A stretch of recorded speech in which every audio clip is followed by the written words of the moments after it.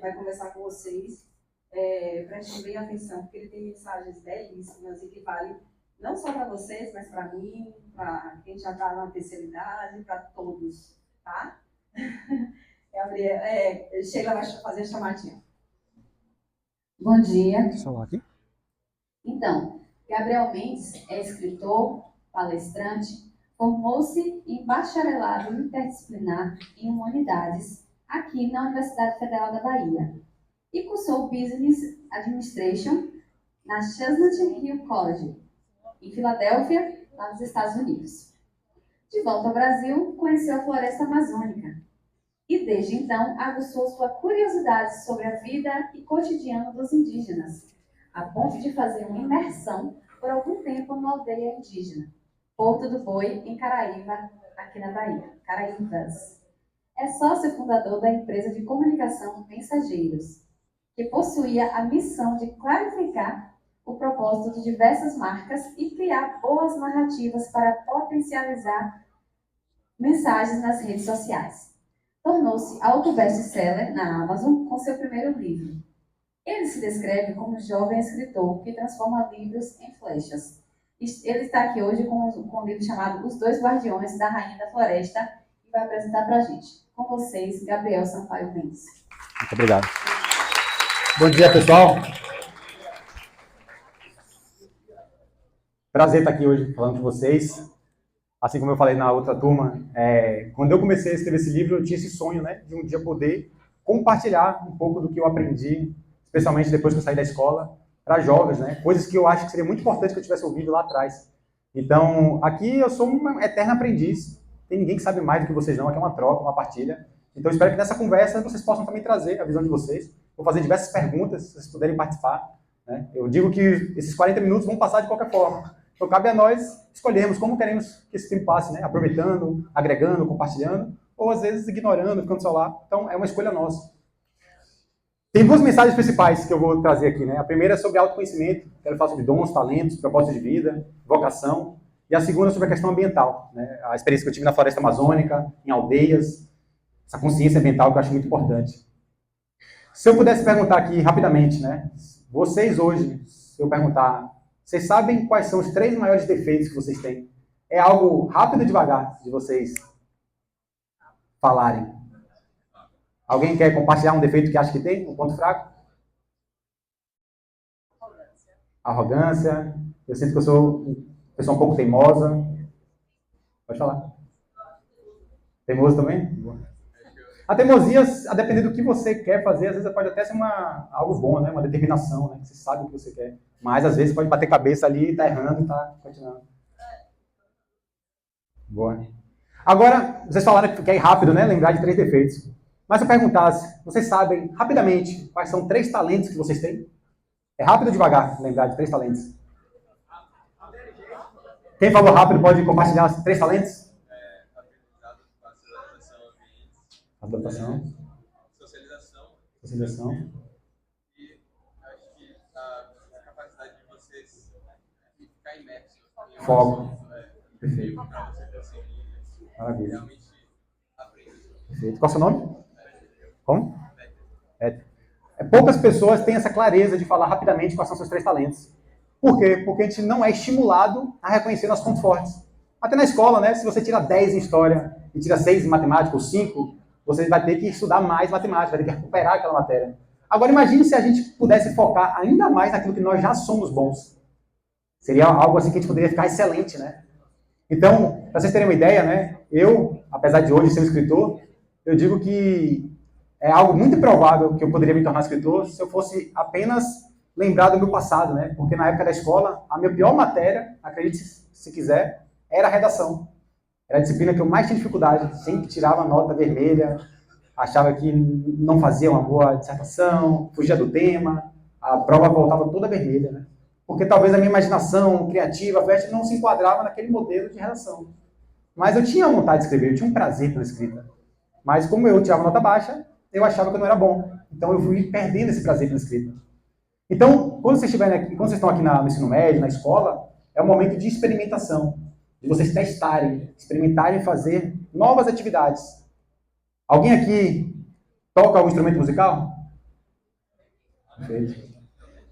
Como é que você vai saber se você toca bem violão se você nunca experimentar tocar um instrumento? Você precisa testar. Uma arte marcial, uma oficina de teatro, qualquer coisa que em algum momento seu coração chamou, você, porra, eu tenho vontade de aprender, eu tenho vontade de experimentar. Talvez ali seja um talento que você tem, que está te convidando, né? Eu tinha esse prazer pela escrita. Vocês sabem o que é que brilha o olho de vocês? Aquilo que dá entusiasmo. Entusiasmo é uma palavra mágica, velho. Vocês sabem qual foi a última vez? Vocês lembram a última vez que vocês sentiram entusiasmo em algo? Porque se você está com entusiasmo, até na etimologia da palavra entusiasmo, é Deus dentro de você. É quando você está mais na sua melhor versão. Então, lembre-se, quando é que eu estava com entusiasmo? Quando eu estava escrevendo o livro, eu sentia muito entusiasmo. Eu acordava já com vontade de escrever, de entrar na história, de poder compartilhar a melhor mensagem possível. Eu tinha um prazer muito grande, um brilho no olho. Então, lembre-se, qual é a atividade que me dá entusiasmo, um brilho no olho? Na época da escola, né, uma coisa que a gente acaba sofrendo um pouco é que é um momento de decisões, mas é um momento que a gente também ainda é muito jovem, a gente não tem tantas referências. Então, muitas vezes, a gente tem aquela pressão familiar, né, de, às vezes, um pai ou uma mãe falar, não, eu quero que você siga por esse caminho. Né? Meus pais falavam muito para eu seguir por direito.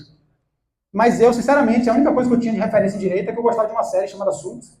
Eu curtia ali o personagem e tal. Não é muito pouco, não, para tomar uma decisão.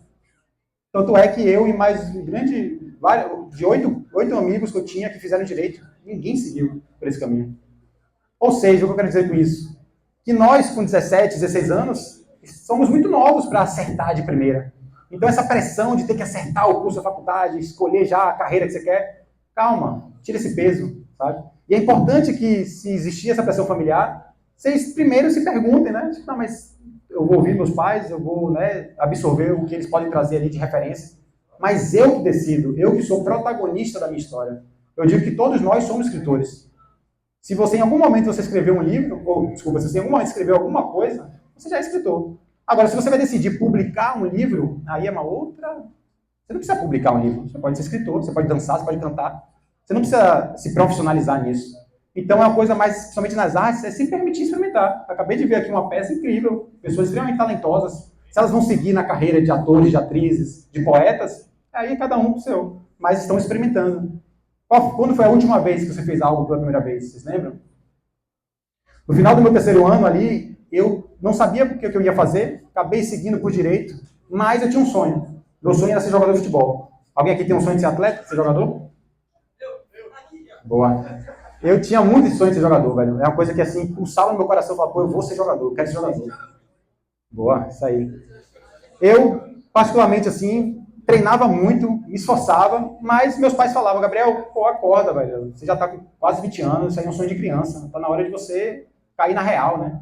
Mas pra mim era uma coisa que, não, velho, eu vou insistir porque é o que eu quero. E aí foi que com 19 anos eu descobri que tinha uma oportunidade de estudar nos Estados Unidos e ganhar uma bolsa esportiva. Lá, você sabia que lá nos Estados Unidos as faculdades dão bolsas para quem é atleta e que tem uma certa aptidão em algum esporte, seja vôlei, basquete, handebol, futebol.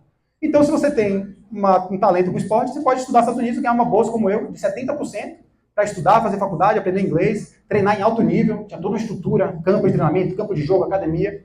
Então, eu me senti um jogador profissional. Chegando lá, eu falei, poxa, acho que não é isso que eu quero. Eu gosto de futebol, mas como um hobby, não como algo que eu quero fazer para a minha vida. Agora, o futebol já me deu uma bolsa e já abriu uma porta gigantesca. Já valeu ter insistido no meu sonho?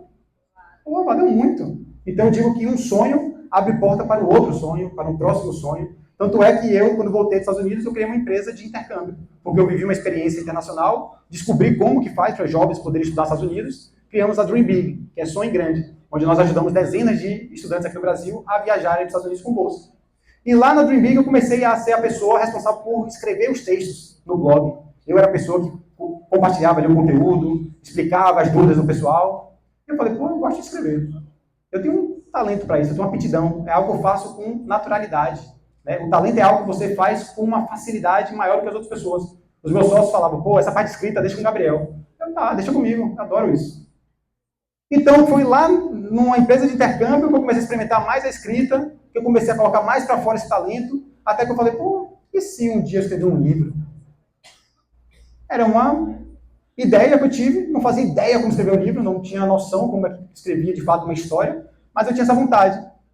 E aí foi que eu acabei depois lendo outros livros que me ajudaram a escrever Os Dois Guardiões da Rainha da Floresta, que é esse livro que eu chamo de autoficção. Por que autoficção? Porque tem muito da minha jornada, depois que eu saí do terceiro ano, que eu comecei a mergulhar no meu autoconhecimento, descobrir mais de quem eu sou, dos meus talentos, dos dons, e eu tive a oportunidade de conhecer a Floresta Amazônica. Né? Se alguém aqui um dia puder ir na Floresta Amazônica, vai ver como é transformador essa experiência. Né? Você está ali pisando naquele solo sagrado, naquela gigantesca maravilha, é algo assim realmente que muda a nossa vida.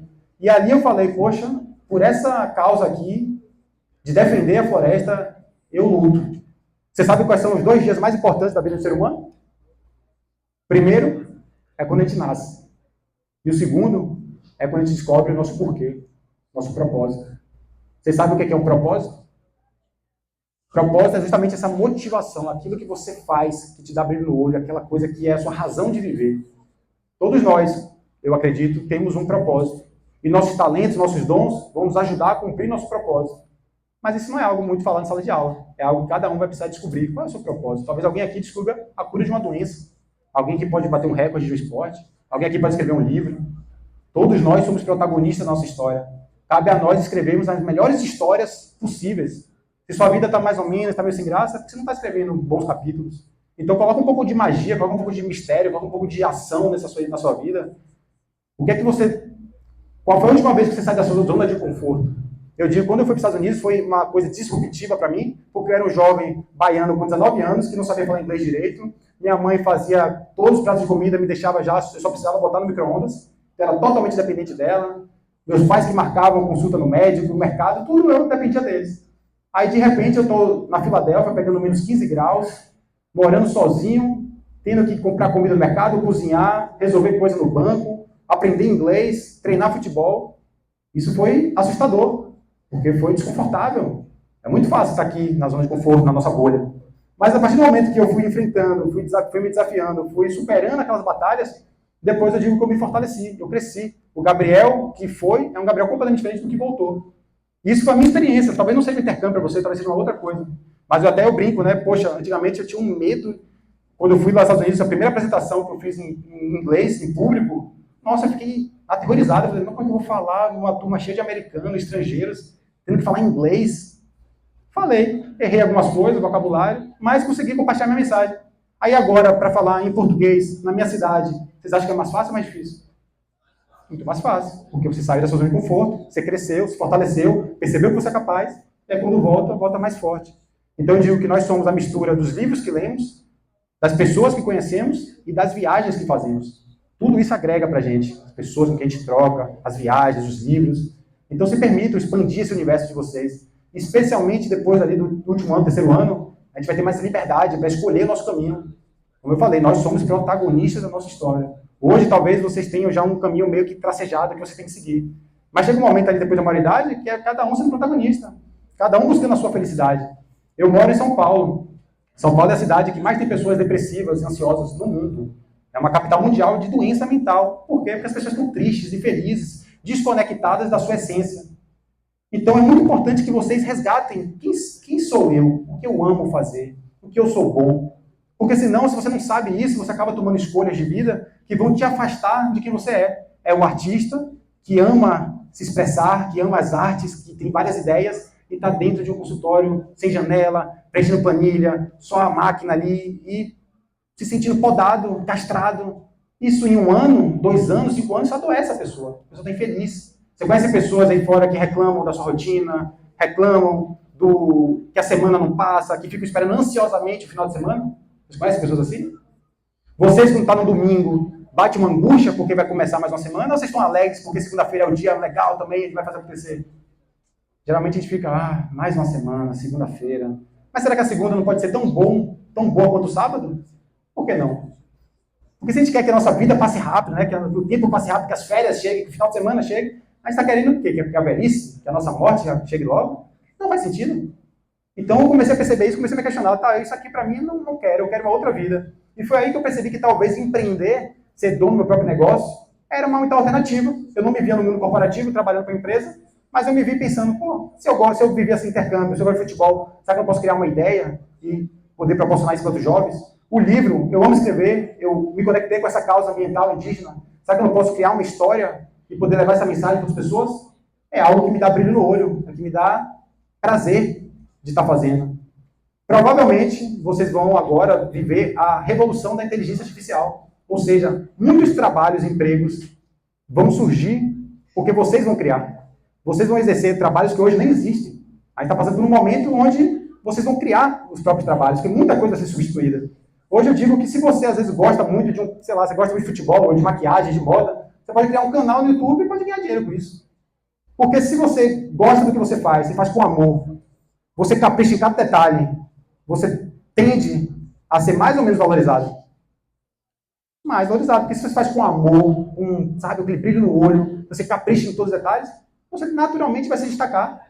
É diferente da pessoa que só faz pelo dinheiro. Eu só vou aqui, vai dar dinheiro, vai dar dinheiro. Na primeira batalha, na segunda batalha, a pessoa já, poxa, não é isso, me frustrei. Agora, se você faz algo que você realmente gosta, que você tem um brilho no olho, você vai superar aqueles desafios, você vai se lapidar, vai melhorar, e um dia você vai ver a colheita chegando. Então é muito mais importante, ao invés de focar na parte financeira, é focar no que eu amo, no que eu sou bom, porque o dinheiro vai ser consequência. Faz sentido? Bom, aí eu queria trazer a segunda mensagem do livro, né, que o protagonista Biel, ele justamente está vivendo esses dilemas, né, de vocação profissional, de propósito de vida, do que ele é bom, do que ele gosta, e aí ele tem a oportunidade de viajar para a Floresta Amazônica. De fato, como eu falei, né, eu viajei para a Floresta Amazônica em 2019.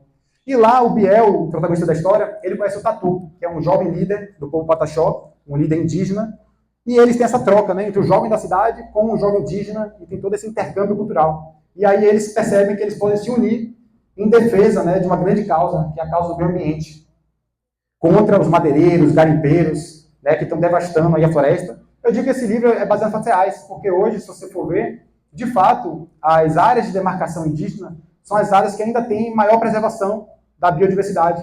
A área que não tem demarcação indígena, o pessoal passa o trator, passa a boiada, como dizem. Então tem que ter muito cuidado, assim, quando a gente pensar no indígena, tem que entender o valor que eles têm, porque hoje eles são guardiões. Vocês entendem o que é que um guardião faz?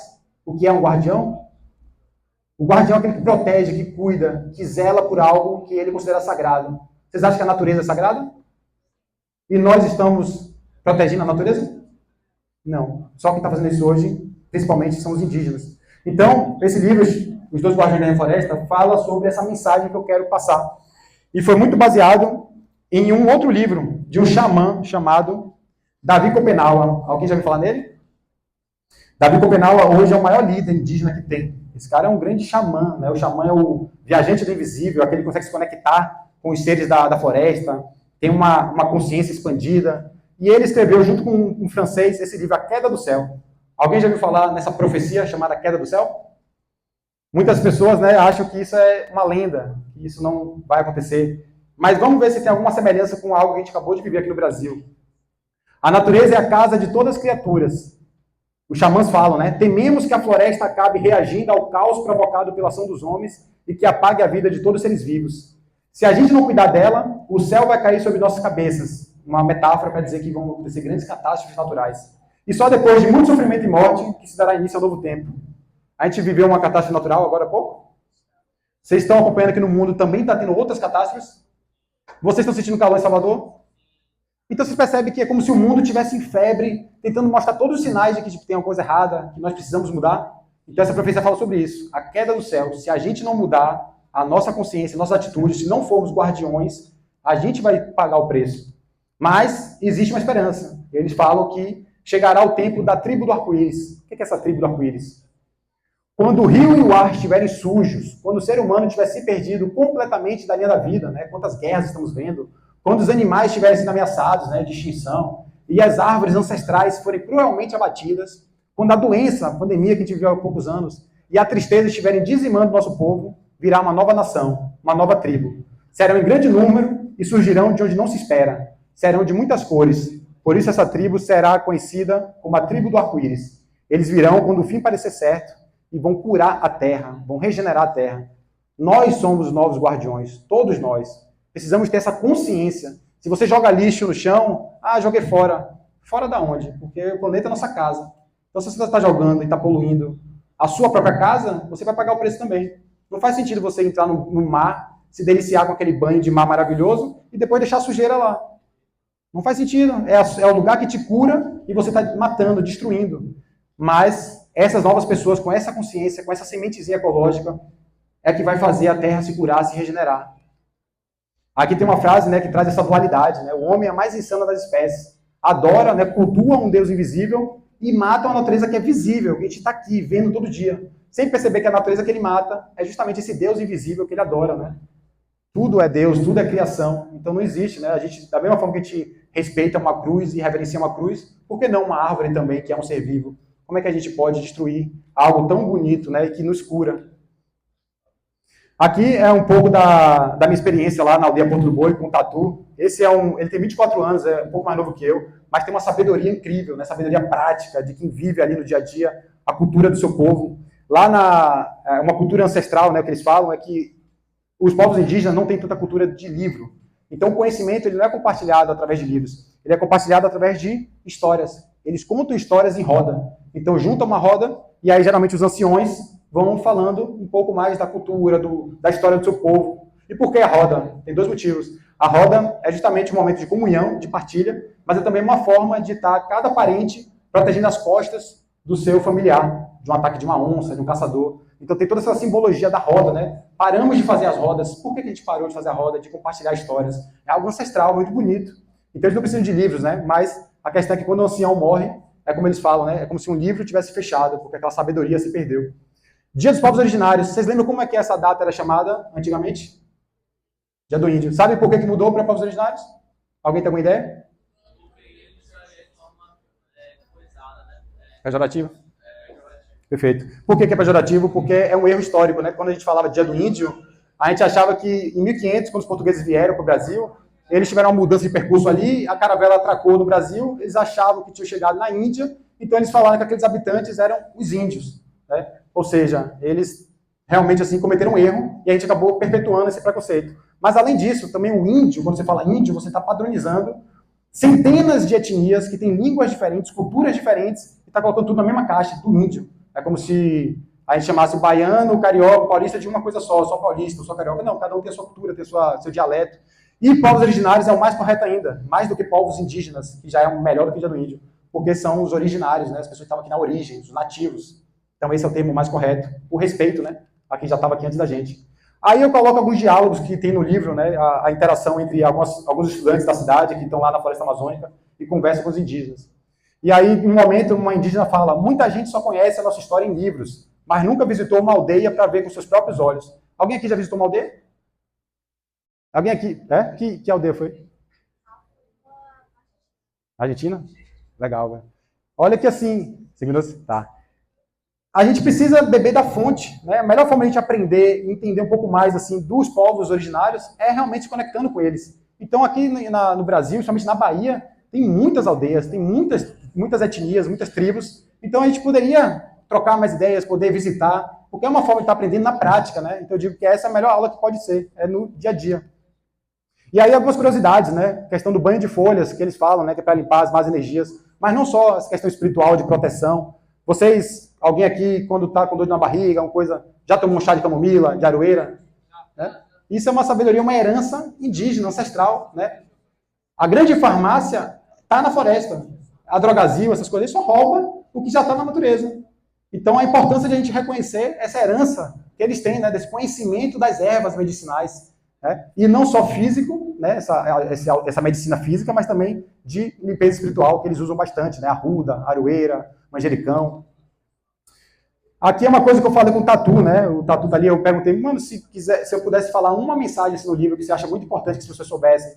Ele falou isso, né? Em nossa casa praticamos rituais, rezos, cantamos músicas ancestrais, reverenciamos os encantados, né? Que são seres que eles cultuam, assim como a lua e o sol. E esse é o nosso estilo de vida, não é uma religião.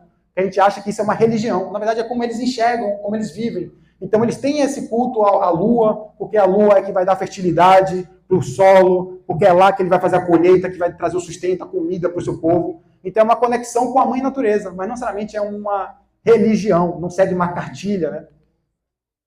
Alguém aqui já, em algum momento, ouviu ou leu em algum lugar que os índios eram preguiçosos, e por isso que os portugueses foram pegar a mão de obra africana? É uma coisa que eu aprendi na minha época, né? E eu percebi que isso é uma grande bobagem, né? O que é que isso significa? Imagine você estar na sua casa, vivendo lá com sua família, e de repente chega os portugueses, europeus, e falam, ó, a partir de agora vocês vão trabalhar para mim, se vocês são meus escravos, vocês vão aceitar? Então não é que eles são preguiçosos, eles só não vão serem submetidos a atrocidades, né? Então eles resistiram, batalharam, e aí os portugueses falaram, não, somos preguiçosos, pega outra mão de obra aí, porque esses aqui não estão respeitando. Mas é uma grande bobagem, né? Aqui é uma outra coisa também é muito importante, né? Principalmente essa frase aqui, né? Que muita gente fala, vocês são índios de verdade mesmo? Né? Você vê um índio de iPhone, vê um índio com uma roupa, né, como a gente usa. Aí eu pergunto, né? A gente usa as mesmas roupas desde 1500? A gente também se adaptou, também tem tecnologia. Por que o cara que é indígena, se ele morar na cidade, se ele fizer faculdade, se ele tiver um celular, por que ele deixa de ser indígena? Você também não parou? Também não estou pelado? Tipo, tem nada a ver. Então é uma coisa que é importante que a gente entenda que o indígena hoje está presente, está ocupando espaços. É importante que tenha um indígena formado em direito para discutir juridicamente o marco temporal, a demarcação das terras indígenas, porque se não tiver nenhum indígena representando o seu povo, quem é que vai defender? Então, cuidado com esse preconceito, né? Se achar um indígena que não está com aquelas roupas estereotipadas, não deixe de ser indígena, porque indígena é a identidade. Aqui é, mais uma vez, a questão do índio, dos povos originários. Aqui é uma curiosidade, né, que poucas pessoas sabem, mas são, atualmente, conhecidos 305 povos. Talvez tenha alguns isolados que a gente não teve acesso ainda, mas eram bem mais, né? Foi o maior genocídio da história, são dos povos originários, tá? Isso é uma coisa também que os livros de história não falam muito, mas é um grande genocídio que aconteceu. E 274 línguas diferentes, ou seja, aqui no Brasil não se fala só português, são muitas línguas. Olha quanta diversidade nós temos, quanta riqueza. Aqui é um pouco do que é uma crítica, né? Se os poderosos continuarem avançando e poluindo, não teremos mais peixes para alimentar nosso povo, não vai ter mais casa para morar. Vocês imaginam um futuro sem árvores, sem água, sem vida? Vocês acham que vai ser fácil viver nosso planeta se tudo aqui virar deserto? Então a gente precisa defender a floresta com unhas e dentes. Hoje são os guardiões que estão fazendo esse papel de defender. Mas se a gente viver num mundo assim, todos nós saímos prejudicados, velho. Então devemos ser guardiões. Aqui é, como eu falo, a melhor aula de história da minha vida. Algumas imagens aqui, junto com o Tatu, onde eu pude aprender bastante com ele. Aqui é quando o livro chegou na aldeia, os 2 guardiões da floresta, que conta a história desse povo. Esse aqui é o Biraí. Ele não sabe, mas ele é um excelente professor de história. Foi o que me ensinou ali muita coisa que eu coloquei no livro. Conversei bastante com ele. Aqui são as irmãs do Tatu. Esse livro também é uma forma deles estarem vendendo na aldeia, né, e podendo ter uma fonte de renda. E eu digo assim, né, da gente acreditar no nosso sonho, né, porque eu não sabia, eu era ruim em redação, tinha nota baixa, não fazia ideia de como escrever um livro, mas aquela vontade, né, volta pro porquê. Tinha um porquê muito forte de levar uma mensagem que eu acreditava. Essa conexão com a mãe natureza, essa vontade de espalhar boas sementes. E o livro se tornou best-seller na Amazon, em educação. Então, se eu que não era bom em redação consegui levar um livro a ser best-seller, todos nós somos capazes, né, de viver nossos sonhos, de acreditar na nossa lenda pessoal. E termino aqui com essa frase, né, o futuro é ancestral. A Locke coloca bastante isso nos álbuns dele novos. Futuro é reconectar com as nossas origens. Nós somos filhos da terra. Hoje a gente pisa na natureza, a gente acha que está sujo, né? Ah, está sujo, aqui tem terra. Sendo que, na verdade, pelo contrário, essa sola aqui é uma isolante. O plástico é um isolante. Desconecta a gente da natureza. Mas já está comprovado, a ciência comprovou que se você fica 5 minutos com o pé na terra, pé no chão, descalço, tem uma troca de elétrons que nos recarrega. Então é importante que a gente volte a essa reconexão. Então o futuro é ancestral. Muito obrigado.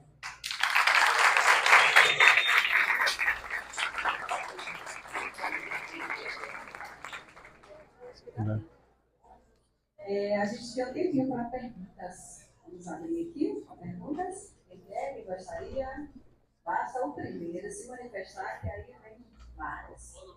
Quem quer ser o primeiro? Hoje eu trabalho na empresa de marketing digital chamada Mensageiros. Não tem mais, mas é Dream Big. Mas existem muitas empresas de intercâmbio esportivo. Então, se você tiver interesse, coloca no Google intercâmbio esportivo, você vai conhecer várias empresas. Ou você pode fazer por conta própria também. Você pode mandar e-mails para treinadores americanos. Você faz um vídeo com seus melhores momentos. Jogando o esporte que você pratica. E você manda para o treinador. E aí ele vai falar quanto de bolsa ele pode oferecer. É muito fácil. Só tem a parte burocrática, assim, mas é uma coisa bem acessível. Pode falar. Bom dia. Eu gostaria de saber o que foi que te motivou a ir para a floresta amazônica, que é algo que parece ser tão distante, sabe, da nossa realidade, que poucas pessoas têm acesso. Sim. Eu digo que foi um movimento de querer conhecer a minha própria natureza, né? Eu digo que a melhor forma de se conectar com a nossa natureza é estando na natureza. E nada melhor que na floresta amazônica. eu também comecei a perceber, né, que é na natureza que a gente se cura, né, na natureza que a gente vai ter os bons pensamentos, porque é no estado natural. Você está ali naquela floresta, naquela imensidão daqueles rios, você está na sua melhor versão, porque você tem, sabe, aquele lugar sagrado. Então eu comecei também a resgatar uma ancestralidade indígena, descobri que meus bisavós também foram indígenas. Então eu comecei a investigar, comecei a me conectar mais com a natureza, perceber essa relação, sabe, próxima, que eu me desconectei, morando na cidade. Eu quis fazer esse mergulho, foi uma experiência incrível, recomendo fortemente você, não só a Floresta Amazônica, tem a Mata Atlântica aqui em Salvador também, muito linda, então é você visitar lugares que te propiciem experienciar a natureza, sabe? Vivenciar. Mais alguém? Não? Então, Gabriel trouxe um livro para a gente fazer um sorteio. Eu quero o número, acho que 44, tem? 44? Hã? Já saiu? Saiu? Então, o número quando eu era da escola, meu número era 10. Alguém é o número 10? Aí. 10, pode vir. 2, pode vir também. Tem que bater para o ímpar aí. Vem, bate para o ímpar. É 01. Ó, gente, o livro tá na Amazon também, quem quiser, o livro tá lá disponível na Amazon, é só colocar os 2 guardiões aí na parede. Tem e-book também. E aí, faz o para o ímpar, como é que é? De frente pro público. Pera, eu sou parte. Ah, não, você fez. Parabéns, irmão. Seu nome é? Eduardo. Tamo junto, velho. Boa leitura aí. Obrigado, pessoal. Valeu.